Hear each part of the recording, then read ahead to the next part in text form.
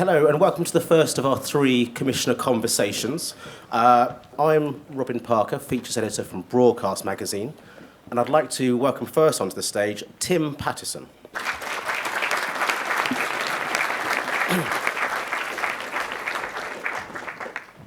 Tim is Vice President, Director of Programming at Nickelodeon UK. As a UK programming head at Nickelodeon, how much commissioning power do you have within the international organisation? Well, I represent the UK and Ireland as programming head. So my journey within Nickelodeon is very much part of an international base as well. So I'm lucky enough to have a number of international colleagues whom I speak with on a weekly basis, and certainly at various markets we sort of meet face to face, which is wonderful. So in terms of commissioning, what kind of happens, what tends to happen, is that if someone comes to me with an idea or a show that we can buy, I will share this with my international colleagues as a matter of principle. Certainly, if I like it, I will share it. If they like it, and then we then share it again with our friends over in the US. If they like it, wonderful. Everyone is happy. If it comes back down from domestic and then my international friends like it, wonderful. But if they don't and they pass on it because it might be a little bit too UK-centric or have too many its UK sensibilities are too strong for them at that time, then I have the option then of commissioning myself, and I'll discuss with my local team whether or not we want to invest. And there have been a number of occasions in recent times that we've invested locally, so I have the luxury of investing locally as well. So that's broadly speaking, in terms of how much commissioning power I have, that's broadly speaking how I work. And I mean, it's pretty hard to put a quantity on it, but in terms of what sort of opportunities you have for those local productions, are we talking sort of one a year or a couple a year? Well, we had, let's say, a year and a half ago, 2 years ago, we had a lovely mix of preschool shows that came over our desks. And we had, as many of you know their names, we had Lily's Driftwood Bay, we had Puffin Rock, we had Digby Dragon. And they were very much felt as being UK-centric, but we loved them so much that we were able to sort of commission them locally. And we are delighted with Lily's Driftwood Bay that's on air presently, and we're delighted the fact that we've commissioned another 52 of Lily, which again shows confidence with the brand and confidence with local production. And I know from my point of view, delighted with how it's performing. And does that travel internationally? Is that shown? It certainly has travelled internationally. I understand certainly from the distributors that there's a lot of interest with it, and it certainly has travelled, yeah. Okay. I would imagine that for a lot of your viewers, the US shows are often the way in. They're the biggest, they're the kind of noisiest shows. I mean, does that matter in a sense? Is it easy for UK shows to stand out against these brands, or do these help as lead-ins to new titles? It's a real mix. I think what we as Nickelodeon are all about quality. We have our brand resonance that we sort of stand by dearly. So any shows, whether or not they are very American and loud, or whether they're local based, as long as it sort of stands up against the Nickelodeon brand test, from my point of view, it doesn't matter. We have entry points. We have the luxury, of course, of a lot of great stuff coming from America, certainly in the live space, but in the preschool arena, where we have a couple of channels, so we have a lot of preschool opportunity, we have a hell of a lot of local shows as well. So no, I'm not too worried about it. It's a good mix, and our kids, certainly our audiences, what they like, and so I haven't. How would you encapsulate that brand, particularly when you're talking about UK shows? What are you looking for in a UK? In many ways, if we're talking live, for instance, live action, which is for in the main where big Nickelodeon is focused, I'm looking for kid-centric, family-centric shows presently. I mean, it is very much about kids rule, and so I put we as Nickelodeon put kids first in all that we do. So in brand terms, it's basically it's kids first. And if you tie that in with family, which again research has shown is key and really important to our audience. Plus, being kid-driven, and there's your magic scenario. And a lot of the shows across the portfolio there, it's very much humour that's driving them. Yeah. Are you looking for that in pitches? Humour is, if you have a stick of rock, humour runs through it. I mean, that is the key essence of what we're about.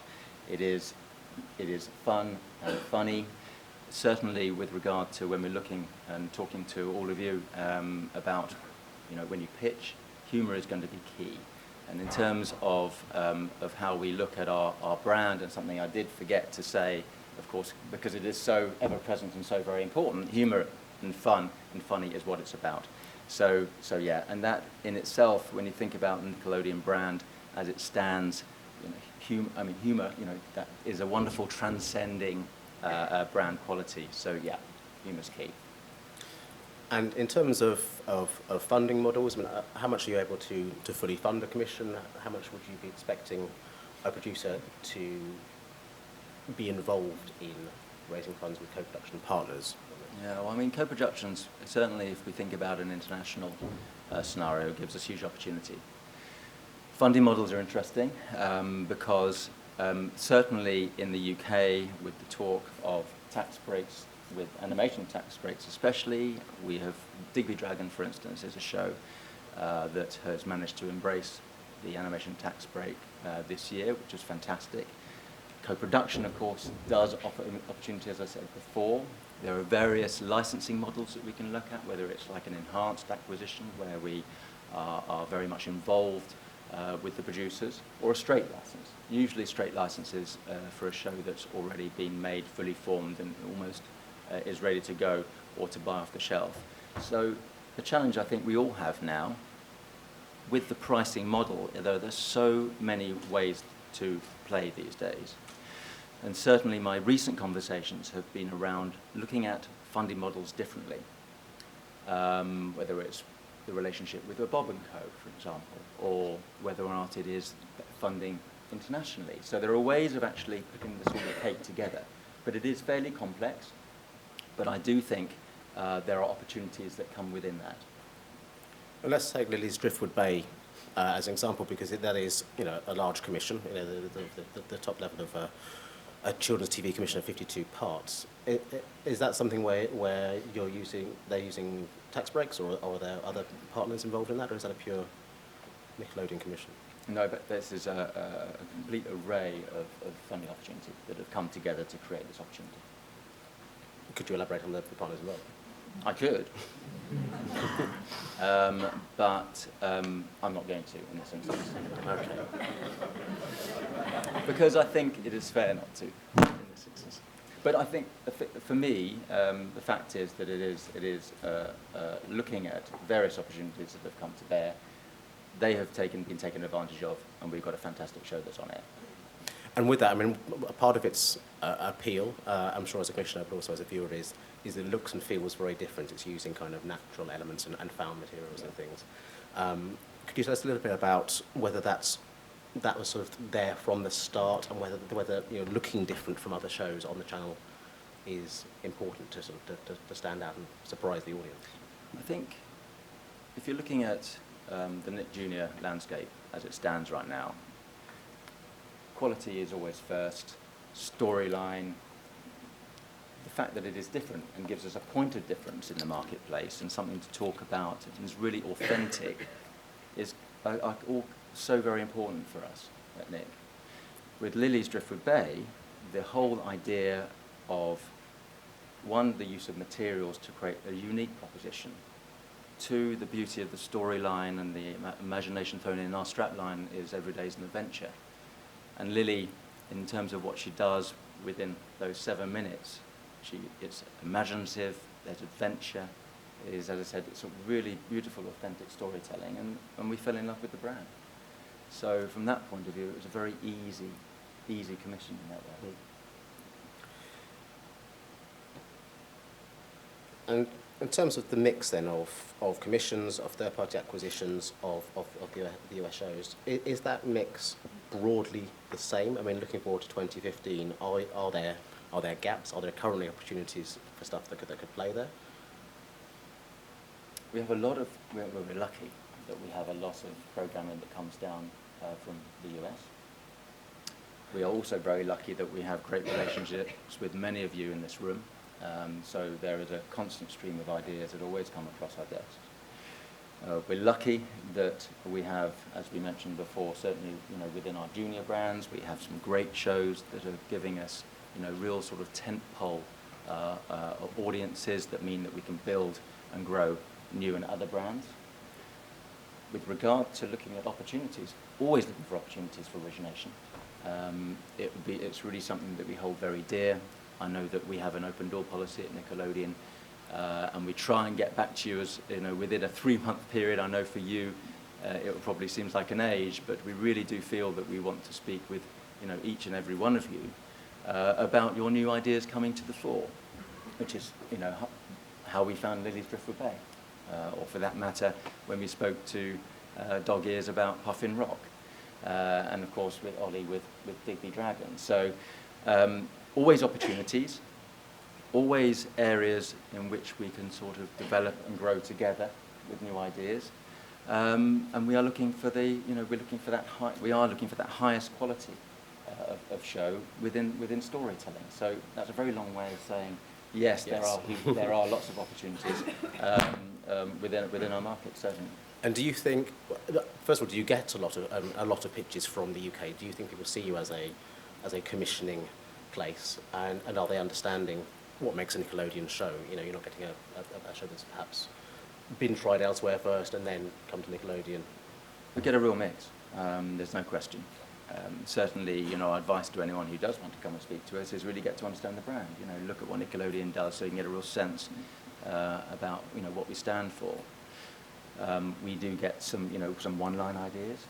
We get some fully formed, and of course, when we do the markets, there's a hell of a lot. There's a real range. Whether or not it's someone tapping me on the shoulder and said, "What do you think of this idea?" versus, "We've got this to sell and it's ready-made." So it is a mixed bag, and we do get a lot of interest in any given week. And Lindsay and Eve, who are my program managers, we spend a hell of a long time going through each and every proposal that we get in order to respond thoughtfully about what the pitch or the idea is. So yeah, and it's a big focus for us.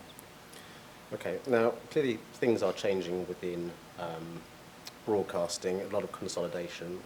Viacom is now, as your parent company, is now taking control of Channel 5, which is obviously a big inroad for them. They have the Milkshake brand with which you share a number of shows. It may be early days, but do you have a sense at this stage for what this could mean for a UK producer? Does that mean there's opportunities that the shows will play across these channels, or there may be more money? First of all, before I talk about the fact that we are still going through due diligence, nothing has been signed, sealed and delivered yet, so it's very much business as usual. But in my half-full head space, I'm really hugely positive about what the future will bring. The whole focus is going to be on mutual benefit. Milkshake is a fabulously successful brand. I know the team very well, and I look forward in the future to sort of talking with Jess, about opportunities. We share titles anyway. There's already a big overlap. So for me, the opportunity to speak with you almost as well, again, I've got to work out the rules of engagement, but to come to you with one voice in many ways, knowing full well that we are separate, is hugely exciting for me. And again, if I speak to you, any of you later, I can't really talk about it very much because I do not know what is going to happen. But I do have a very, very positive feeling about what the future will be for both parties. So watch this space on that. Really, no, I'm really think it's going to be excellent for all of us. And let's talk a little bit about how your viewers are using different platforms.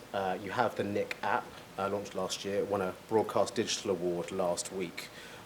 What's your experience of how your audience is using it? What kind of mix of content are you looking for there? And are there opportunities for perhaps some third-party short-form material there, or also to use it as a way to break new shows? I mean, first of all, delighted that we won the Broadcast Award for the Nick app. We have now probably over now 165,000 downloads of it. We kicked off with about 200 pieces of content. Now we've got over 500, and it is being used a lot. I think there's an average, they call it dwell time, but the amount of time it's used, I believe on average is 14 minutes, but it's sort of, for Nick app, it's about 17, which is good. And that is increasing. The focus is a lot about games and a bit of interactivity, and there's lots of, I don't know if anyone who hasn't used it, please do, download it, look at it, and there's lots of interaction with it. To your question about short form and about opportunity in that space, yeah, it's a huge opportunity. I think opportunity is going to be my favourite word, by the way. But it's going to be something that, as Nickelodeon, we'll be looking at more and more. There is, I think short format offers more individuals, more producers, more companies an opportunity to sort of get in there and have debates and conversations. As a rule, you don't have to spend as much. It gives you flavors of how it is going to look creatively. And it does then offer an opportunity to set the foundations for something possibly a little bit bigger. So in terms of short form, I'm very keen to embrace it more.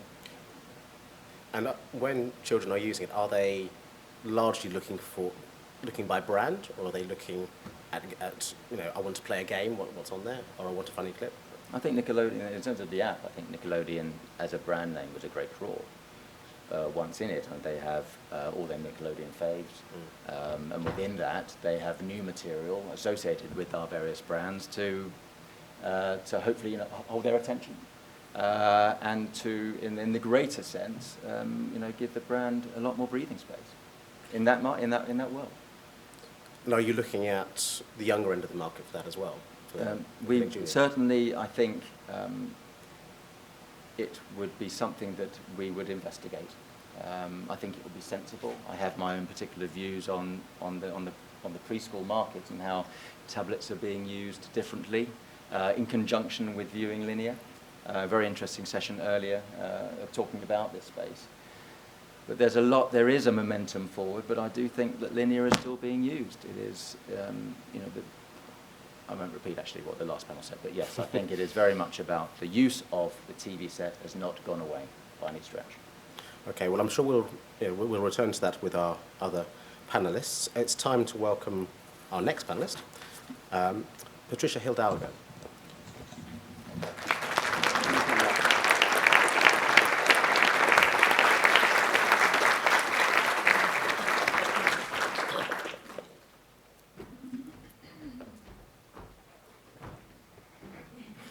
Please do sit this end to shout over the stage.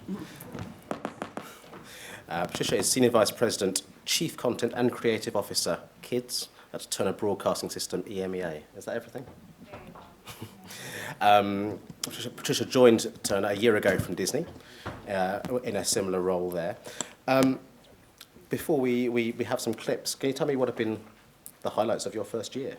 Well, actually, I have to speak about highlights in my career because I think that what I found when I came to Turner is an incredible creativity behind the scenes, being able to, when I went to the US, go behind the scenes and actually see how we are creating content, how our studios are tapping into very young talent in the animation industry, and being really innovative in going out there and risking and just looking for new ideas and new ways of making animation, and it actually does show.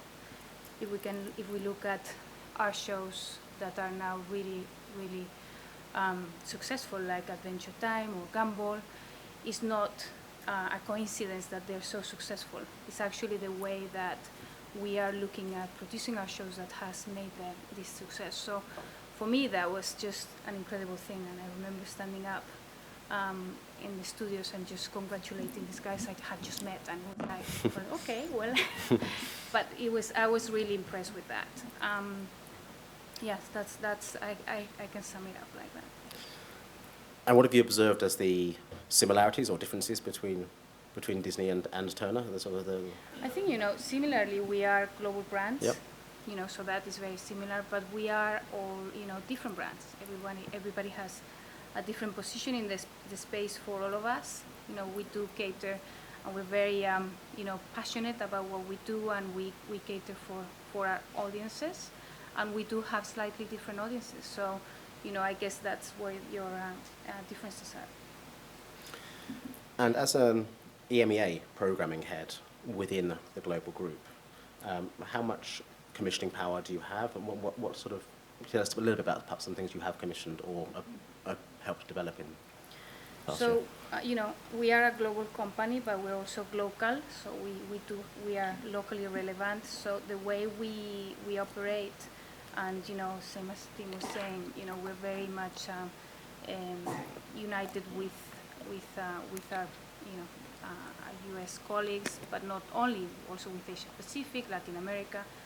And the way we operate is we either, would have top-down, or bottom-up. So if there's anything that somebody likes locally, and they bring it up to the attention of whoever is leading that region, in my case, EMEA, they would come to Cecilia in my team, and Cecilia Parson in my team, and discuss it with her.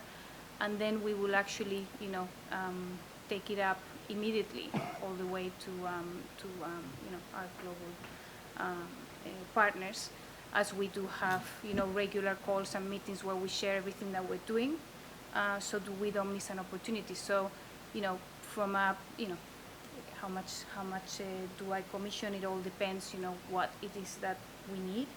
If it's a need that's specific to a local market, it might just be a local buy. If it is something that we feel is relevant to all my region, I will then, and the U.S. again, as Tim was saying, the U.S. is not interested, then we would action it ourselves. If it becomes a global deal, then it would be a decision who actually does the deal, because it doesn't mean that if it's global, the U.S. will actually execute. It might be that it's global, but actually it's coming from here, from EMEA, and we will do the execution, taking into consideration the U.S. needs. Okay, well, should we have a look at one of your channels to get a flavour for what you currently have, and we can talk about some of the shows. Should we have a look at Cartoon Network? What do I do? What do I do? What do I do?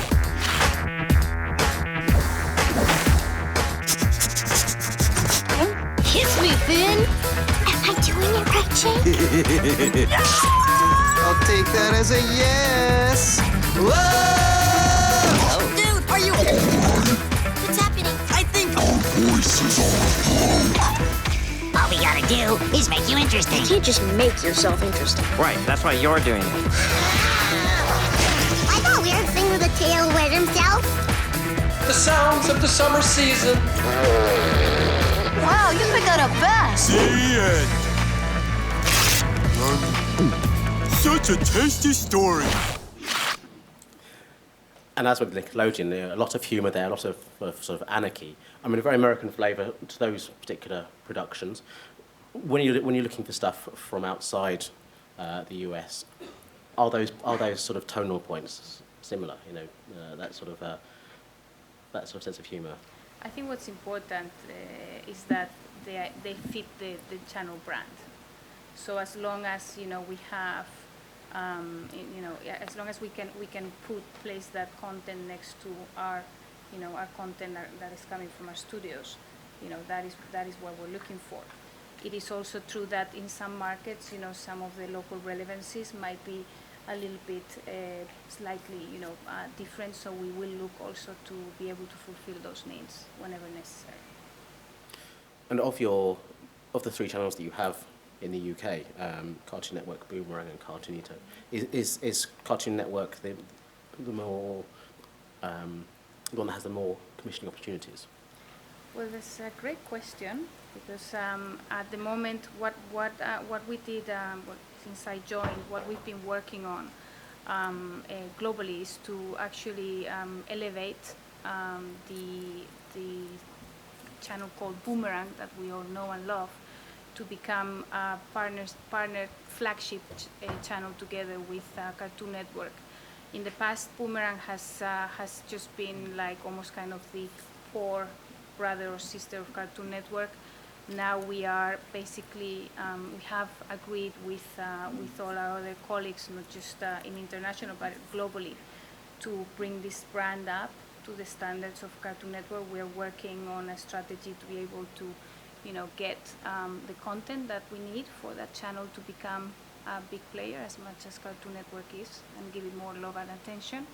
And yes, so actually it's not only that we have commissioning for Cartoon Network, we have it also for Boomerang. In the case of Cartoonito, this is a channel that we do have whenever there is an opportunity or a need for that type of channel. We have it in the UK, as you know, and it's very, very successful. It's a great addition to our multiplex, and we also have it in Italy, where it's a free TV player. So in that case, in those cases of those two channels, we're not going to buy for the whole of EMEA because I don't have all the channels anywhere else, but we would be commissioning specifically for those channels individually. So, to describe the tone and the flavours of Boomerang as opposed to Cartoon Network, could you sum up what Boomerang means to you and to the company? Boomerang really, stands for heritage and timeless. If you think about the Hanna-Barbera library and how that resonates as a brand, that's what Boomerang would stand for. So it's something that is, very timeless. It does appeal to, the 4 to 7 year olds, but it also will appeal to their parents and to us. I think still love my Tom and Jerry's. It's also a channel that it needs to be, safe. It's for 4 to 7 year olds, so it's for that audience that is kind of coming out of the preschool arena. They're wanting to continue, engaging with characters and stories, but they want a little bit to push the boundaries a little bit outside of the pure preschool area, and that's where Boomerang sits. I have a great reel that actually shows you how fun it is as well, because Boomerang is all about, again, same as Cartoon Network. It's a channel that is all about having fun and light-hearted fun at it. So it's comedy first and light-hearted entertainment. Well, let's have a look at Boomerang, and then we can ask a bit more about it afterwards. What's up, Doug? Not smart, I'm not good looking, and I'm about 19 inches tall. But no one tells me what to do.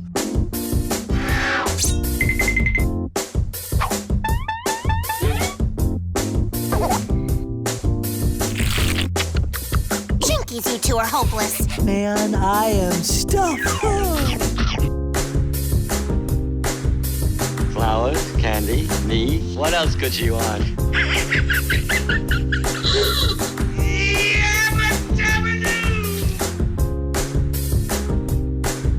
It's time to feed the cat.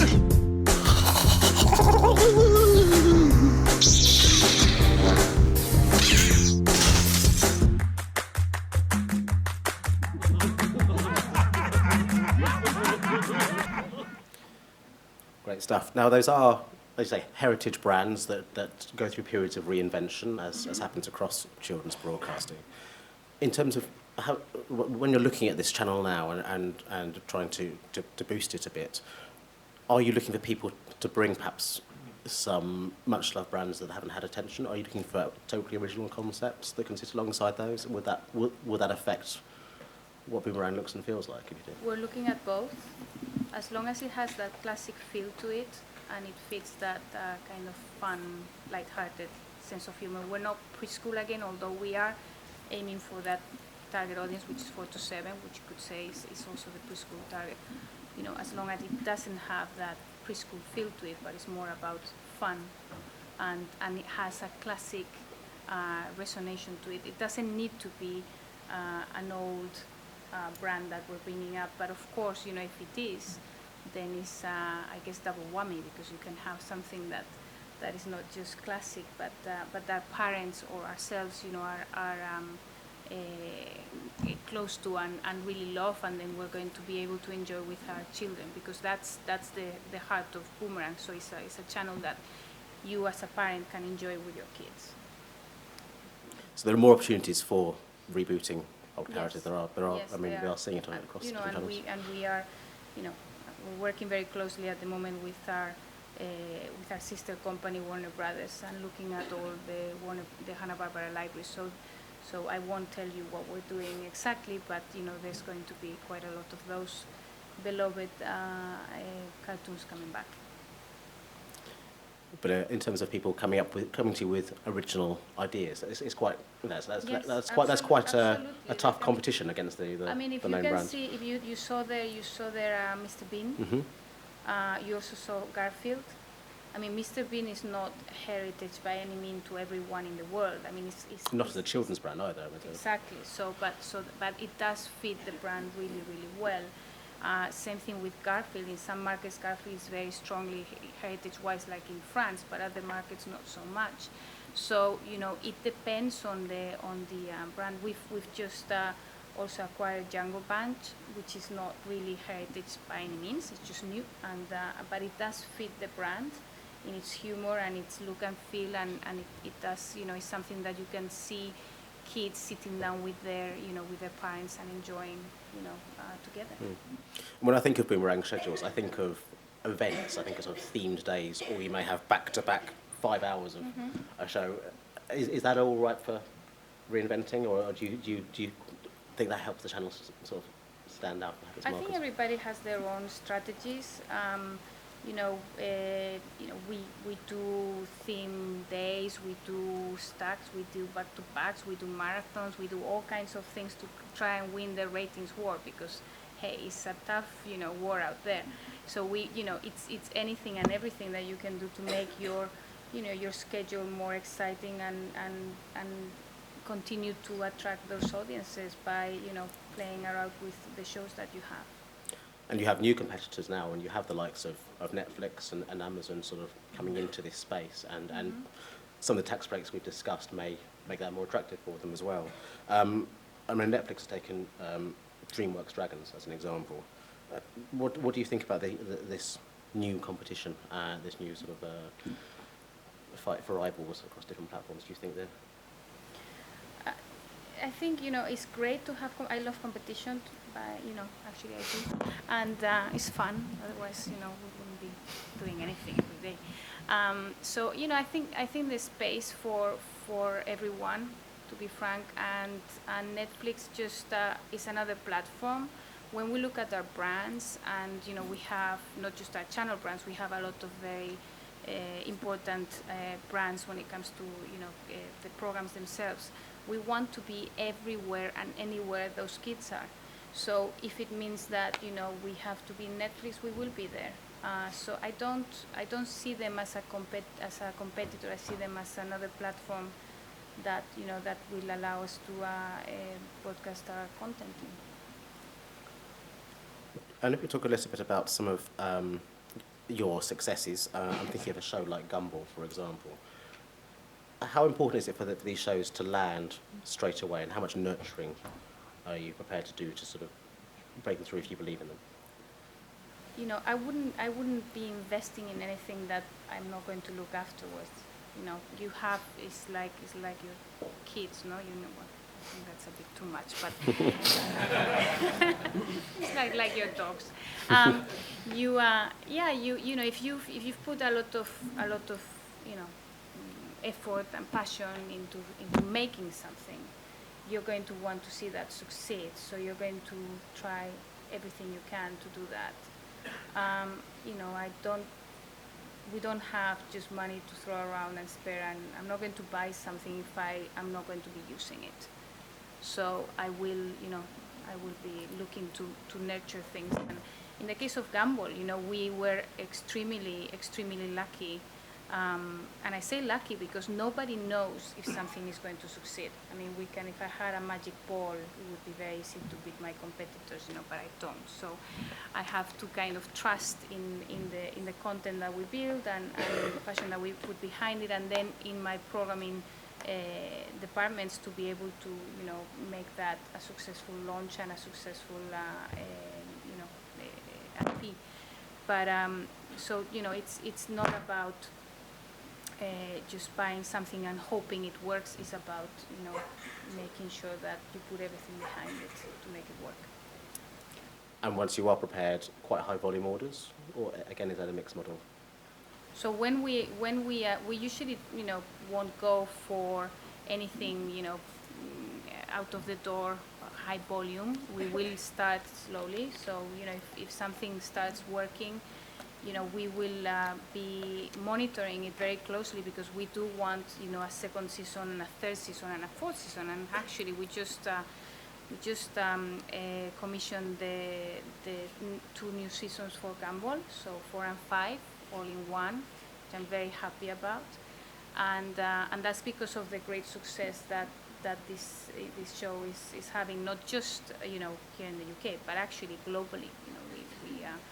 We've reached over 150 million, I think it was, in the last quarter, individuals just globally with that brand. So I mean, it's quite incredible. And what does your research tell you about how your viewers are watching? Do you get a sense that the argument against scheduled TV is sometimes overinflated, or are a lot of your children accessing it via different platforms? I think we all know kids are everywhere now. I mean, they're on tablets, they're on the internet, they're watching. Sometimes they're multitasking. We know that our audience is very much a multitasking audience, especially the boys. They like playing games whilst they're watching the shows. We've got a great app called Watch and Play in the US, which we're looking to roll out also here in Europe. So yes, kids are everywhere, and we can't ignore that. So we will be there wherever they are, and are looking to roll out these different services. And is that app primarily VOD or on demand, or Yes. does it have games and other aspects as well? Yeah. Okay. When looking at commissioning from EMEA and particularly the UK, first of all, are you seeing productions come to you that will be able to take advantage of tax breaks, and what does that mean for the productions in terms of scale and in terms of the funding you provide? I think it's fantastic that thank God we got the tax break. I mean, I think it's so important. We've been seeing it in all these years how France, the animation industry in France has grown incredibly in all these years, thanks to all the tax breaks that they had and the helps and the financing, and the same we've seen in Ireland. So now that it's come to the UK, I think it's fantastic. I mean, in my case, having a production here in the UK, Gumball, again, and being able to tap onto those tax breaks is really important, because that allows me to kind of say, okay, let's just go out of the box with another 2 seasons. I can get more volume out. I can put that money towards having more episodes. So it's really great news, and it's also great news for any new developments or new ideas that might come our way, and to give us an opportunity to look at those with different eyes. And do you think it will lead to more co-productions as well? I mean, companies in the US able to tap into UK talent a bit more? Yeah, I believe it will. I really believe it will. I mean, it's now a reality here, so of course we're all going to be benefiting from it. So when you have producers like we have in the room pitching to you, what do you want to hear from them? What excites you when you? What excites me?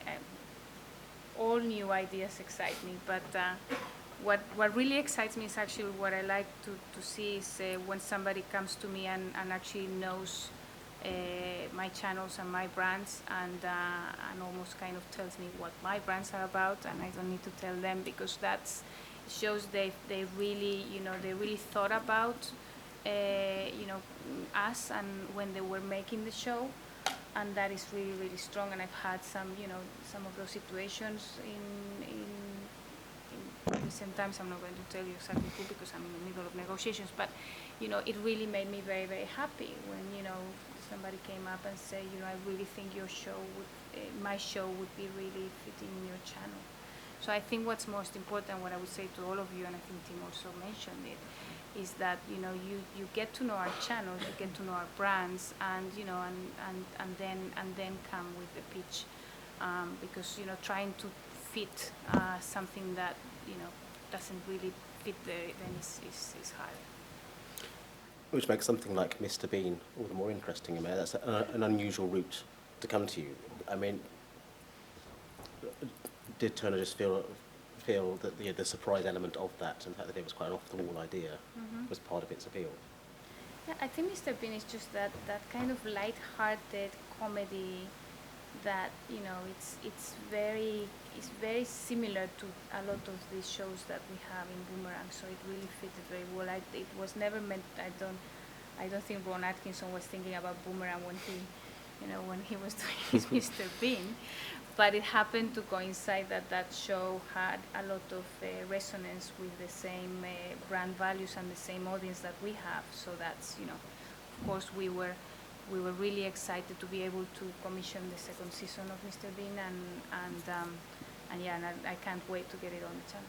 And the brand traditionally has always played very well internationally by being, yes, you know, exactly. when it was live action, largely silent. Yeah. So, you know, you have the parental approval and you have the Absolutely. proven track record. You're also reviving Powerpuff Girls, I believe. We are. It's very exciting. Yeah, it's been something that you know, everybody was very supportive of.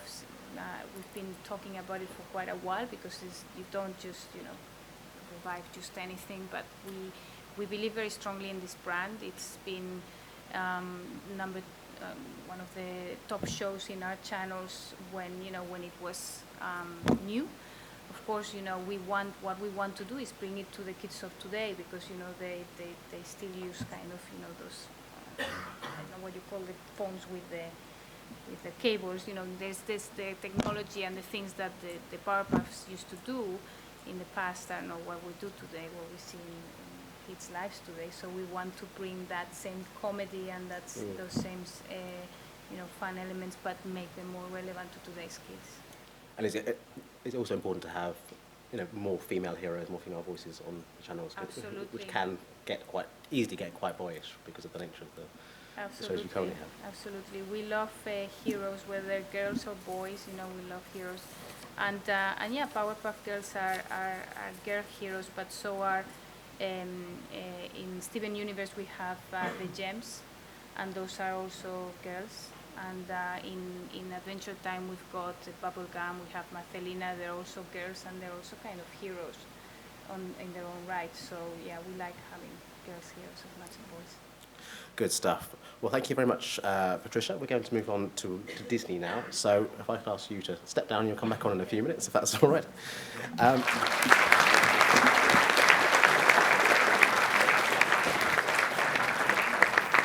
Now we have not one, but 4 people now. So you can align yourselves, and I shall introduce you.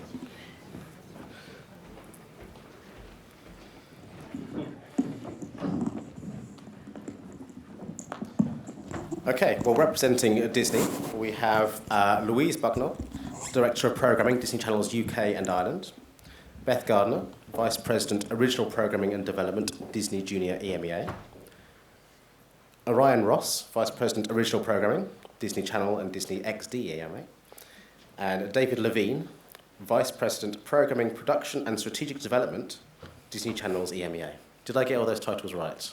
Well done. More or less. We're also going to find out what they all mean. You know? We're still trying to figure that out. Okay, well, we've got a lot to cover here, a lot of channels, and I guess, you know, the first, if we start with you, Louise, how much is your role about working with UK producers? I mean, Disney is a global brand, clearly. Disney has a lot of in-house production. How much contact do you have with the production community? Well, it really varies because we have our content from a number of different sources. We obviously have got our global content from Burbank, so things like Jessie or Good Luck Charlie for Disney Channel, and we've got a lot of a pipeline for all of the channels for that content. And then we work in a number of different ways, so we will have local acquisitions or acquisitions that will be across EMEA. So, for example, on Disney Junior, we've got The Hive and Zoo, which are local acquisitions. And then also Beth, Orion and David in the EMEA and the UK production team. We have commissions that are pan-EMEA, so things like Henry Hubble Monster. So actually there's a real variety of ways that we work with different partners and producers in the UK and across EMEA. So it's actually a real mix. And then we also have short form that we tend to make in-house. So we've just produced a really sweet series, Furry Friends for Disney Junior. And this is about sort of kids talking about their pets, and that's sort of produced in-house. So there's different ways that we work with producers depending on the project. And in your research with children and also with parents, is it important for them to have a lot of British voices within a very American channel?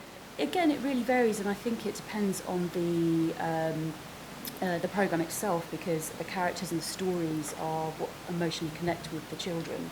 And it depends on the different age groups on each channel. So we've got a number of productions and acquisitions that have UK voices, and then we have other content like Phineas and Ferb that doesn't. And actually, it's the connection with the characters and the programmes that the kids really love. So we see that actually it's a variety, and having sort of that local mixed in with sort of our US content, it works for us. I should just point out that Ferb is actually British. Of course, yeah. Give us a flavour of which UK producers you've worked with then over the past 12, 18 months. So at the moment we're working with Ed Kelly from Moon Studios on a lovely show called Wildlife Jack. It's about to launch in a couple of weeks' time, and this was a lovely show that came to us last year, actually, to myself and Beth after CMC. And we really loved this show. It's about Jack, who's a 6-year-old boy who goes out into British wildlife. It's narrated by Chris Packham, and it's really trying to encourage kids to sort of look at British wildlife, not just sort of nature, to get outside, but also to tell a story about how he takes the imagination, goes through his imagination of a book that his granddad narrates, which is Chris Packham. We've got a clip to show you, if we can show the Wildlife Jack clip in a second. So we're working with Moon Studios, but there's a whole range of other producers and distribution that we're working with. Lucasfilms for The Hive, Brown Bag on Henry Hubble Monsters. There's a whole range. So if we could show the clip. What do you have under there? Nothing. But it's moving. No, it isn't. There! It's a duckling. Shh! Keep your voice down. There's danger about. Danger? There are hungry animals that eat everything around here, Jack. Including ducklings. Now buzz off! So it's very sweet. We're so delighted with it, and so all credit to Ed and his team that produced that for us. And this was quite an interesting project for us because it's been part funded by a Kickstarter fund, and then we acquired the show for the channel as well. So we're really excited about that, and it's just got that magical storytelling that we have on Disney Junior. Is that the first time that show's come through that route to you? Yes, it has. So it's been sort of quite a different way of us sort of approaching or seeing sort of how content can come to the channel. And we look at all different models through acquisitions or co-productions or fully commissioned shows. So this was something very innovative, very different, and actually it's less about how that model works. It's more about, is the content what we want? Is this great content? Yes, it is. does it fit in with the brands that we have? That's what's really important to us, finding the best creative ideas. And those conversations started at CMC last year? They did. They started at CMC, sort of just after CMC last Yep. year. And when we saw the sort of taster tape, we just fell in love with it, and we wanted to really develop that with. And was Chris on board at that point? No, What does he bring wasn't. to it? He brings a sort of authenticity. Exactly. That was just the icing on the cake, really, to have him sort of involved to really sort of push the sort of nature and getting outside message as well. So yeah, we were delighted with that. Okay, and you've also got you've already got an established British hit on your hands, an in-house one in Goalmouth. We'll have a clip of that in a second. Do you find sort of as the BBC and ITV may have as well, a competition between in-house and indies, and how you sort of judge ideas coming in? Can it ever be an equal playing field, or because you're part of a global corporation, the in-house is the preferred route? Or? Well, Goalmouth, I mean, is a fantastic show. It's in its fourth season for us, and it has been an in-house team. We have had strands and elements made by some producers like IMG. And this is a football comedy show. We know that boys absolutely love football, also like comedy. Put them together, winning formula, absolutely fantastic. We think that it sort of brings that passion for football, but going forward we won't be making that in-house anymore. So actually sort of for any sort of productions, they can come to the EMEA and UK production team, so Beth, Orion, Tali Waters, who's scripted live action, talk to these guys about sort of commissions or co-productions. So long form content will be sort of with indie companies. It will be short form that we make in-house. What's the main reason for that shift though? Just that we want to get the best ideas from independent companies, and actually sort of making the short form and the interstitial content is something that we can do in-house, and that's the way that we partner with producers and independent companies. I would just add to that that with respect to Goalmouth, producing that in-house is really the exception rather than the rule. For a long-form series in Europe, we work almost entirely with independent production company. So will that brand continue with a new producer, or is that complicated? We're discussing sort of. We haven't finished sort of rolling out the series at the moment, so we're looking at sort of what we want going forward with sport, and also with sort of fact-ent formats for XD as well. But what we're really looking for right now is Disney Channel sort of live action acquisition, so sitcom, drama. We're about to launch World Animal Championships, which is a fact-ent show that pitches 3 animals against each other. It's from Australia. We've recently had a game show, Win, Lose or Draw. So we're looking at different formats on Disney Channel. So if you've got some good ideas, come speak to us, and sort of we will take it from there. Okay, I'm going to move on to Beth. We've mentioned Henry Huggle Monster before. It's been a really big show for you. Yeah. How did that come How to did you? that come to us? It actually came with Brown Bag, so it already had the animation company attached. And it's a book-based property, so Walker Books, Brown Bag, and the author, Neve Sharkey, came in and pitched it to us. And at that point, it was about emotions, about the emotions of this character. But it was through talking to them, what really emerged is this character was unlike any other preschool character that we had, where, we all know those kids that are 4 or 5 and they've seen it all. He's like a wise character. So we started thinking about him as these, the Ferris Bueller for preschoolers. Like he had a guide to life, he had learned it all, and he was here to impart his lessons to the audience. So that's really what made it felt different than anything that we had on air. So that's really why we fell in love with it. And where are we now in terms of seasons? We are in the middle of production of 2nd season. Okay. So. And you commission 1 season at a time. Yes, yeah. And now you've got Nina Needs to Go, which is from another British company. Yes, it's a Bristol-based company called Arthur Cox, and this was a great story for all the producers here. That Sarah came in and she was pitching a lot of different ideas, as you do, and they were all a little bit similar to something that we had in production or development.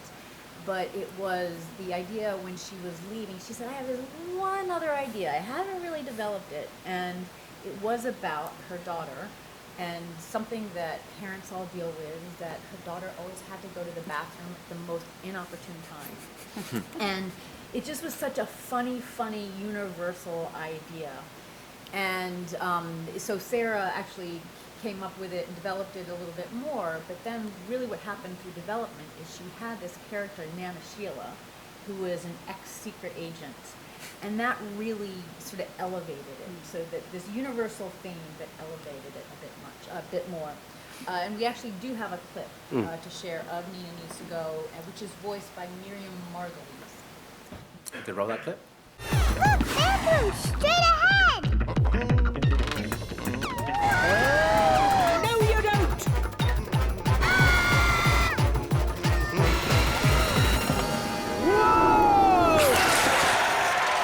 Oh, sorry, folks. The bathrooms are closed for cleaning. Closest bathrooms are downstairs. Nana, I can't hold it much longer. Don't you worry, like I said. I brought my umbrella!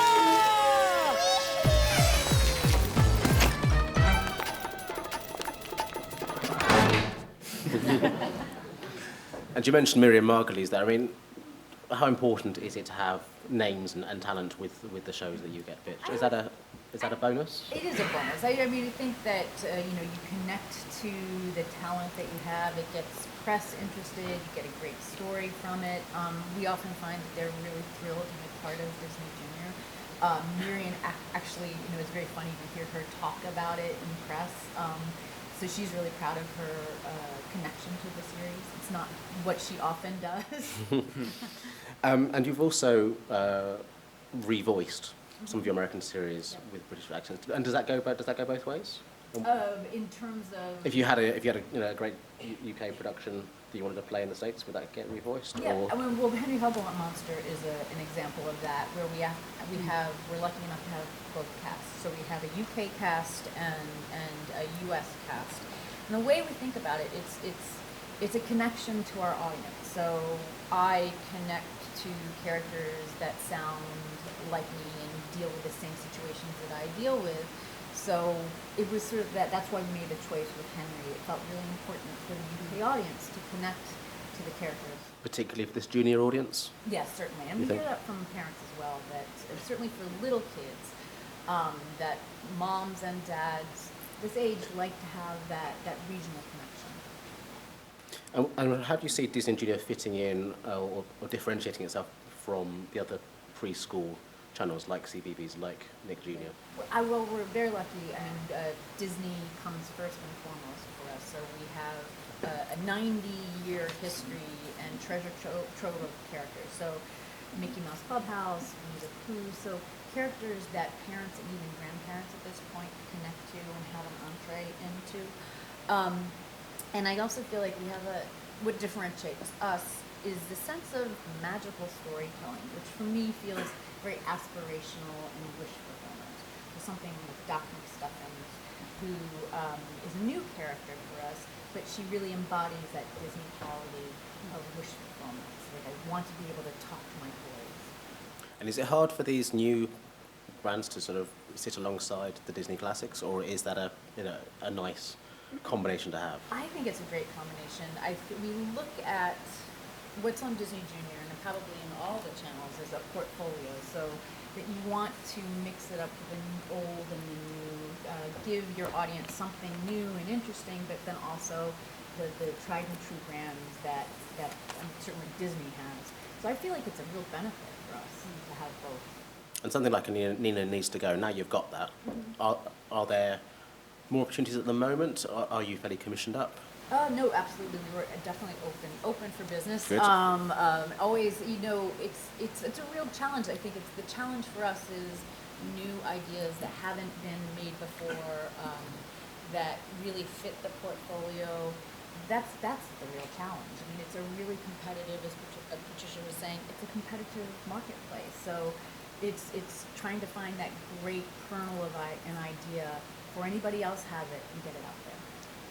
Okay. Let's move on to you, Ryan. XD.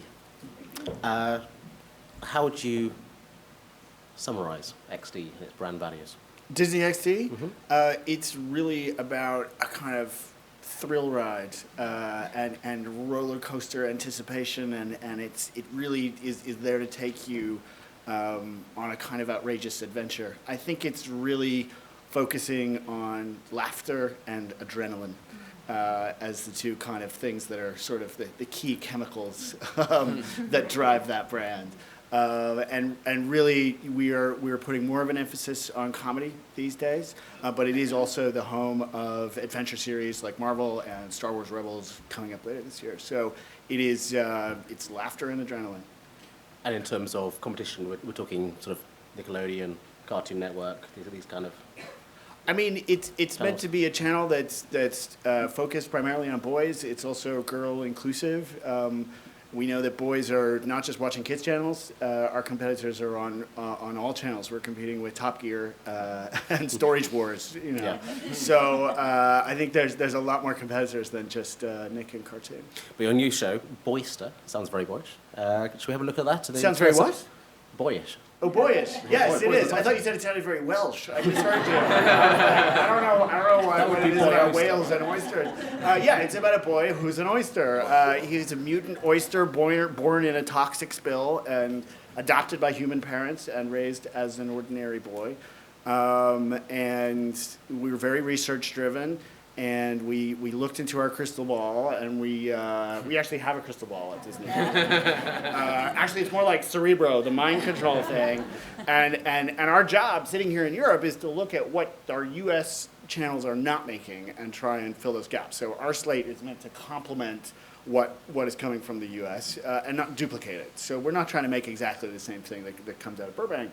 So we looked really carefully. We saw there was no shellfish-based programming. I went to Cartoon Forum. I saw this thing called Mollusco in French. It was a boy who was an oyster. I was like, bingo, that's it. Tick, programming need met.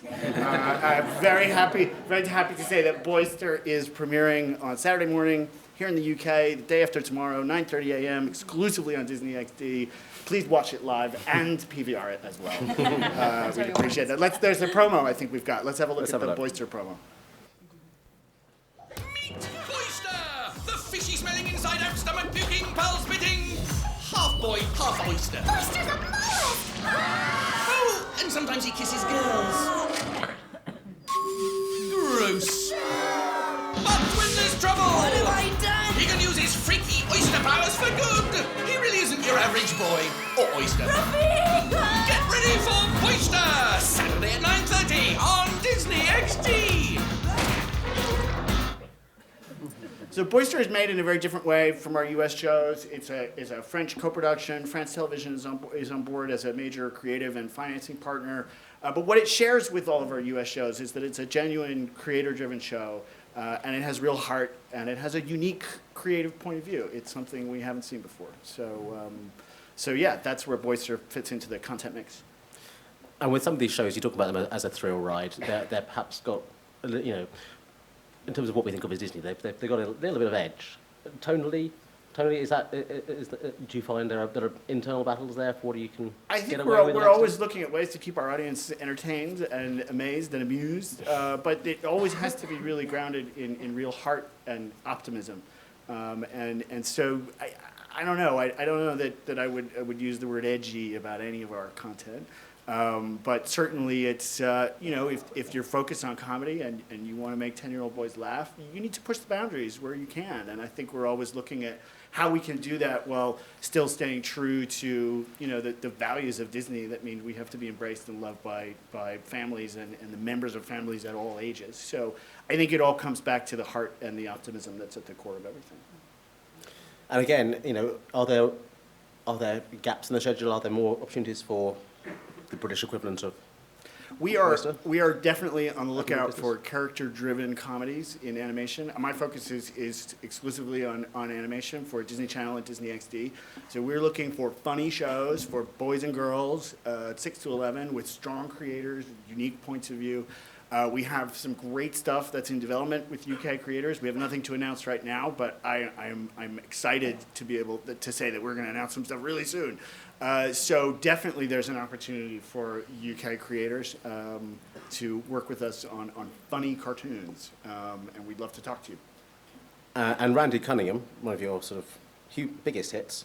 That's come out of the US, but we also working in Ireland on the production of that. Can you tell a little bit about how that's put together? Sure. I think for every show, you look at the best way to serve that show and deliver on the creative promise of that show based on the people that are working on it. Animation is a really global industry, and it's not uncommon for shows to be made in different parts in different countries. Randy Cunningham was created by two U.S. live-action sitcom writers, Jed Elenoff and Scott Thomas, and we knew that they wanted to do the show with a writing room in a sort of live-action sitcom style, and it made sense to set that up in L.A. and have a piece of the pre-production with them in Los Angeles. But then we were looking for who is the best studio to deliver in the world, really, to deliver on design-driven, character-driven comedy and action in 2D. And it's sort of digital 2D, and there aren't that many. And we found a really good one in Boulder Media. They had some experience working on two shows that I personally really like, Foster's Home for Imaginary Friends and Gumball. So we knew that they had the chops to do this, and we felt like they were absolutely the right studio for this particular show. So that's how the show was set up, with some pre-production in the US and animation and post-production in Ireland. You say you're focused purely on animation. So, for example, I know you've been involved with things like Fort Boyard before. That's. I personally have not been involved in Fort Boyard, but as a channel we have. Yes, so Fort Boyard's a great example. That was something that we put together with a company here with Zodiac and Foundation, and it was something that we also did with CITV, where we shared the windowing. Louise can talk about that a little bit, but it was a really good experiment for us in terms of competition and a reality show. Played in a number of our markets around the world, and so it was something that we did here as well. Yeah. And again, like with Mr. Bean, it's sort of been through primetime and through. Yeah, and that was certainly one of the great appeals of it. Certainly in many markets around the world. Obviously, Fort Boyard's a big brand. In the U.S., it was not quite as much of a well-known brand, so it was a really good way for Zodiac and Foundation to bring Fort Boyard to that market at the time. I think it's also a good example of how we can collaborate and co-produce with other broadcasters. We do work with big terrestrial broadcasters across Europe, and a lot of our European productions have to be structured as co-productions for whatever reason, and we are very open to different kinds of partnerships, and we are very open to addressing the changing landscapes that we all face in terms of how kids are using media in partnership with other broadcasters and other companies. So we work in lots of different kind of models, and I think Fort Boyard is a good example. So with that, for example, David, I mean, who was the first broadcaster? Who then found the other broadcaster? Was it you guys, CRTV, or CRTV2? I'm sorry, what was the... Which broadcaster worked on that project first? Or it was something It was CITV, and CITV had it first, yeah. At the time as well, so sort of brought together and discussed as sort of like sharing the windows and how it was going to be sort of scheduled as well. But Disney was very involved in the production of that series, and I did not myself get to go to the set, but several of our colleagues did, and were there for the whole production, and we were very involved from a standards and practices point of view. So it was a real great collaboration. So formats, I mean, that as a global format, is that something you're still interested in? Are you still in the game for? Our focus primarily on the live action side going forward is really more when it comes to long form on the scripted side. We've seen a lot of success throughout our region with long form scripted formats. The thing that we're most excited about is Evermore. If we can show the slide, Evermore is a 4-part series that is produced by Lime Pictures up north, outside of Liverpool, and that location there is Arley Hall. It's outside Warrington, and it's a great collaboration between ourselves and our U.S. colleagues with Lime. It's a 4-part miniseries that will be airing in the autumn here in the UK, as well as the US and all around the world, and we're very excited about it. It's a bit of a drama mystery, and to build off of what Orion said earlier, we Our mission is to create content that complements the U.S. and global pipeline.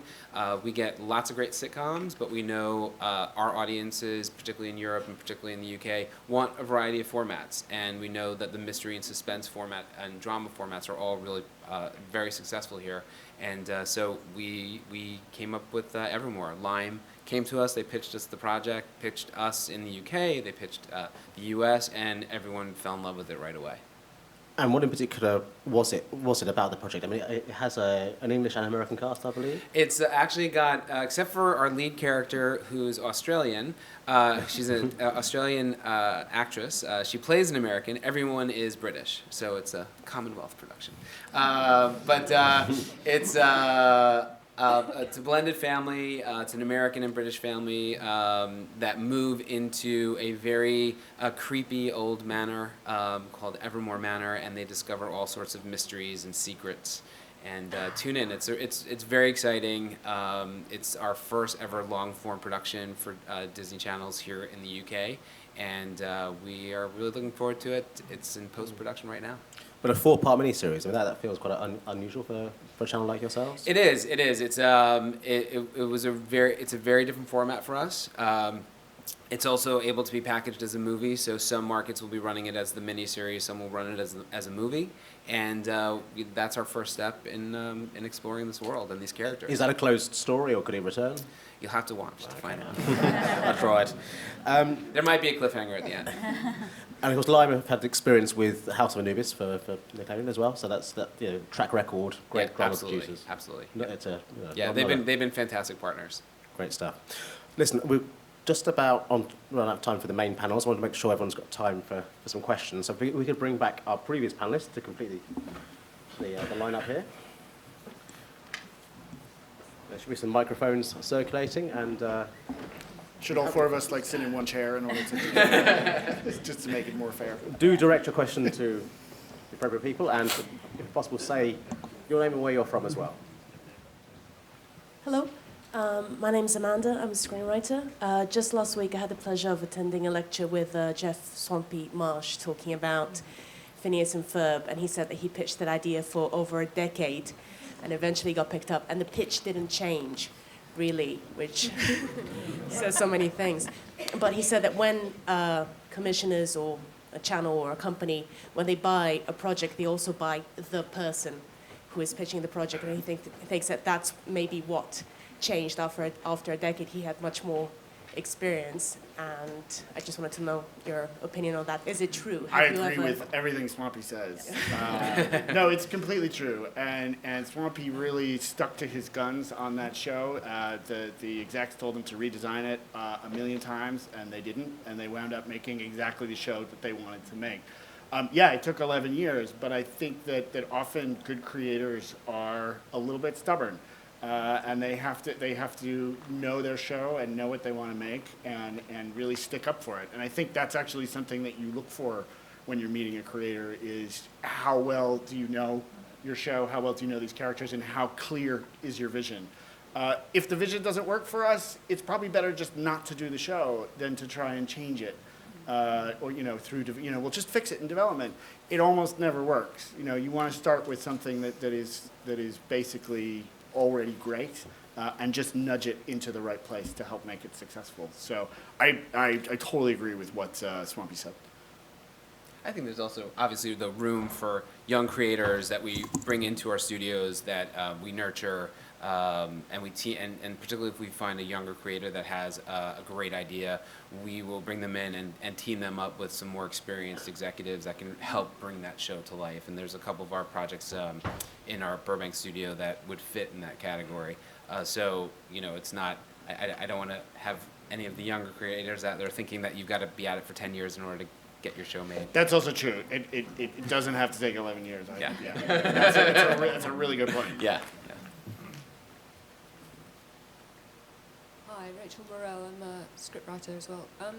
Could each of you say what you think is missing out there? Are there things you're kind of keen to see, perhaps around diversity, perhaps around differently abled characters, or more girls on screen, or perhaps you mentioned blended families earlier on. Is that missing?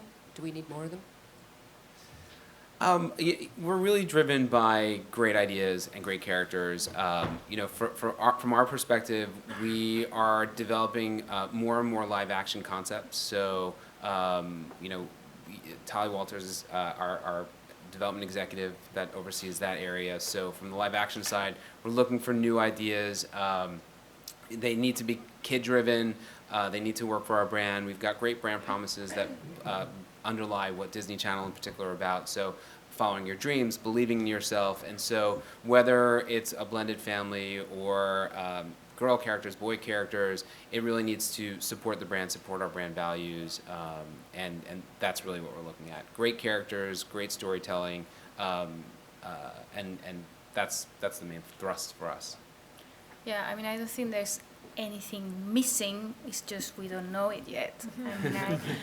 I mean, I think in the case of Turner and Cartoon Network, we do have a program that is run out of the U.S., but in which we all contribute globally.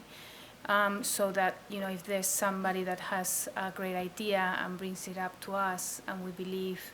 And they really believe in that idea, we will actually put together a team to produce a short form. So we have a short form program in the development program in the US, and put together a team that will help that idea come to life. So, if you have that idea that you think nobody else has, that's what's missing. That's what I would say. Yeah, I think from my point of view, echoing Patricia, it's very, very important for us to engage with you. As long as we know what the brand is about, then your ideas will come to the fore. And certainly with the likes of SpongeBob and so on and so forth, they were new, a little bit out there. They were taken to the heart of what the brand was. But that wasn't internal, that was an external coming too. So yes, we don't know certainly what is missing necessarily, but we know what the brand is. And we know that we are, all about talking to you about what new ideas can be. So, yes, echoing the rest of the panel. Okay. Any more? Hello. My name's Melvin Tyrne. I'm the animation course leader at Sheffield Hallam. A lot of the clips that we've seen today of the new stuff, 2D as a discipline is still very prevalent. Is that down to production cost? Does that come from the story idea, or is that driven by viewer reaction? I think it's all of those things. I think that for comedy animation on a TV series budget, there's still really vast superiorities to 2D animation. But there are exceptions to that, and we're very much technique agnostic, and we would look at whatever technique is going to serve the creative the best. I think that's where it comes for us. I think, speaking for Disney, is that it's really based on the project and what is the best method of getting the funny, the emotion out for your audience. So, it's interesting that you noted that, but because I didn't even think about that, but it's 2D just happens to be suited to those particular projects. So they feed the idea, basically. I mean, if you think of Gumball, that's all over the place. It's got everything. So it is about the idea, really. Yeah, what works best for the project, I think, is certainly there. It's good to hear. And there's definitely room for both. Hello, it's Jess here. I'm the creative director at Wild Seed Studios.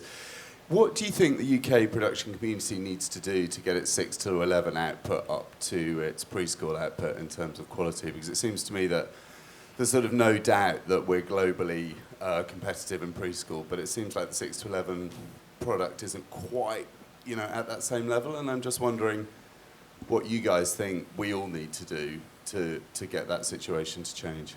Find 6 really good storyboard artists and clone them repeatedly. I think you can't sort of create it that industry any other way than by doing it. And if that means initially importing some talent to set it up and make it happen, I think you have to create an ecosystem where you have the talent you need to make those shows. I think it's building now, slowly but surely. Gumball's actually done a huge one show based in the UK has done a huge thing for the industry. Now we need a few more. I think it's just a question of building it brick by brick. Yeah, I echo that. Yeah, from our point of view, we've got certain things in the pipeline which we can't discuss right now, but it's sort of very exciting. Moving towards that, 6 to 11 live market is key for us, and it is a slower process, but certainly one that certainly is not insurmountable. So, there's opportunity, it's my favourite word, but also very positive that things can happen in the future. Can I just add a further question there? I mean, we're going to hear later on today from PACT talking about their push for the live action tax credits. Do you personally support that, and do you think that's something that can help enable that competition? We're really driven by talent, so we don't make our decisions at Disney based off of tax breaks or tax incentives. It's all about the project and the talent. So that's our focus. So. Which is true. However, from my point of view as well, if it means that more doors are open and gives the encouragement to people to make that first step to discuss new projects, then all for the good. I think tax breaks are fantastic. Although, we're not driven by live action, but, I think it's great that they're looking at that as well. Okay. Any more questions? At the front here.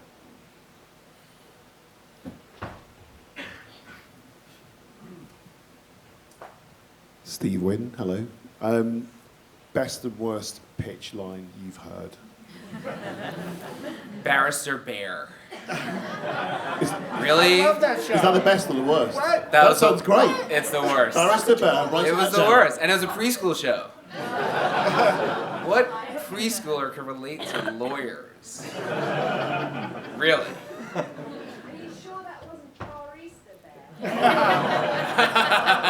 Preschoolers should Now, not be you should talk to us about that. Preschoolers should not be drinking coffee. It's completely inappropriate. I think Starbucks has it. I think any pitch where someone has a big bag and brings out a boombox and then starts singing. That's just say it's not just one. It happens to me often. No. It just the best pitches, I think, speaking for us all, that is a conversation. That we really want to find out, where did this character come from? What inspired you? Why is it different than anything else on air? Does it fit the brand? It's more of a conversation. Are the best pitches. There was a pitch when the creator actually brought out fireworks. Yeah. This is totally true. And there were injuries. Yeah, it's totally true. Executives were taken to the hospital. Yeah. The show was not picked up. No. There was a pitch that a dead rat was sent to put in the fridge on Friday for the pitch on Monday, a pet show. Oh. Some people here will know about that, so that was an interesting one. And also, would you like one about boiled eggs? And again, I would echo Beth. It's very important that you are passionate about what you're pitching to us. Not too passionate, maybe, because we don't want accidents. Don't come dressed up as the character. Yeah. Probably not good. And that you understand the brand, and then you can't go wrong. Worst pitch was probably one in MIP a year or so ago, and someone came up to me with a list of short form, and she said, okay, ignore the soft porn and the exotic, but there might be something for tween for next somewhere down there. That's the worst. We can't tell you about the best pitch, because obviously we would be trying to pick it up. Although I did see a really good one recently that was, it's the heat with cats. I was like, okay, cats solving crimes together. That sounds great. Yeah, not cats in heat. That's the worst pitch. It's cats. It's the heat with cats, not cats in heat. Yeah, no. You gotta be really careful. Okay, well, after lunch, you'll have your own chance to beat some of those. Hope there's no fireworks in bags or dead animals. So to thank our panel for giving up their time and elucidating some of their job roles and opportunities. I'll use that word again. So we say thank you to our panel.